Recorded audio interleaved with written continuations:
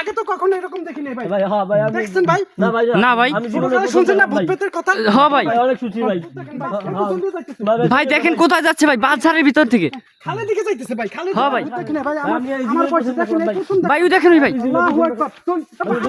ভাই আবার আসছে। আল্লাহু আকবার। আল্লাহ আকবার আল্লাহ আকবার। চলে যান, আমাদের ক্ষতি করেন না, চলে যান।